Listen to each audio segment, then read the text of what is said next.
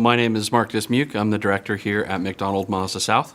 I came back to work here in January of this year for the new facility and create a new culture at this dealership. But I actually started my automotive career here 26 years ago, just 2 buildings down. So shortly after the McDonald's purchased it, the Mazda and the Volvo franchise. So I'm back home. So I learned about McDonald Automotive. Actually, I was in banking, and I was recruited through a finance company who ran the finance departments for automotive dealerships. They just said, we think you'd be a perfect fit in the automotive industry. And I actually spent several Saturdays while I was in a prior industry at several dealerships who all leave unmentioned.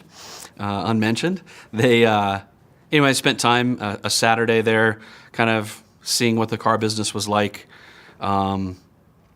And I was really, really disappointed. And I kept telling the recruiter, I'm not interested. This is not for me. And he said, just give me one more shot. And I spent a day here at McDonald in, August of 1991, somewhere around there. And it was a completely different feeling, culture, and I fell in love with it. And I just felt like I was an instant fit and joined them a couple months later and never looked back. You know, I was new to the business. I was here for about 5 years. Of course, the grass is always greener. So I've run multiple different dealerships. My MO has been kind of fixing stores that need a culture change and need to be turned around. And I started talking to Michael McDonald almost 2 years ago from my previous job. I came from a Ferrari Bentley dealership up the street. I was there for 8.5 years. And it just wasn't fun. It wasn't a challenge anymore. And they talked about building this Mazda franchise and the direction that the Mazda, the brand, was going. And over the course of time, it just seemed like it was great timing for me and a good fit. And so I'm back after spreading my wings and working for multiple different franchises and different dealer groups, and I'm back home again. The thing that was a little bit different about this group was very family feeling.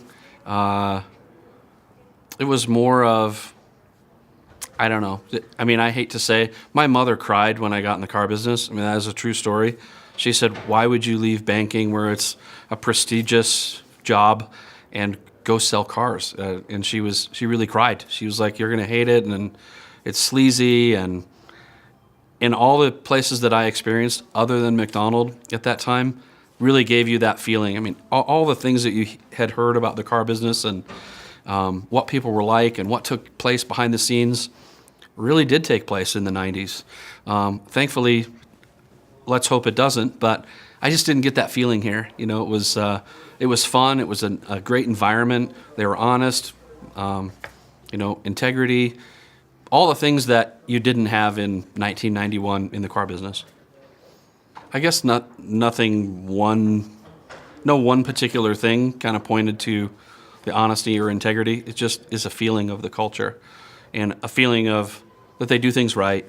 It wasn't one thing that stuck out. It wasn't like illegal things took place somewhere else and, they were, I don't know. It wasn't that feeling. You got that feeling when you walked in the door. You got that feeling from the employees. You got that feeling by interacting with the customers that they felt comfortable doing business here. And I think that was the biggest difference. So the idea of doing right comes naturally for me as well. I kind of shared a story with you that my mother really did break down in tears when I got in the car business because she just didn't think that you could be in the car business and have integrity and all those things. And thankfully, I've proven that, and many people have, proven that you can do that. Doing right comes naturally. Again, is not one thing in particular. It's not that we say, if this happens, this is what we do. It's a feeling that you have. And I'll share a brief story with you. Recently we had a customer, and it's a pretty tragic story. It was a young gal who moved here from Texas. This was just a couple months ago. Moved here from Texas on her own. Here, a young gal, pregnant, 3 months pregnant, came in, bought a vehicle from us on a Saturday morning. Very friendly young lady, excited to be here in Colorado, starting a new job, starting her life. Her family's all from Texas. The following Sunday afternoon, and you may have seen this on the news, she was killed by a drunk driver at noon. And it was really awful to see the story. And within a couple days, we learned that it was the same gal. And so we just wanted to try to do the right thing, and that is, help the family through. Although the car purchase for her was probably small, it was just to maybe help mitigate the issues that her family might have to deal with as far as getting the car paid off through the bank and working with her insurance company, refunding any monies that might be due, and canceling the warranties. And although that might sound corny to some person, I think their family was very appreciative. We made a donation they had a GoFundMe account for her funeral expenses, and then we shared that GoFundMe account in a large, with our entire group, 450 employees, to help. And I think the message was, if it's $1 times 450, that's impactful. If it's $1 and that's all you can give, the whole idea of just giving to the family makes a difference. So.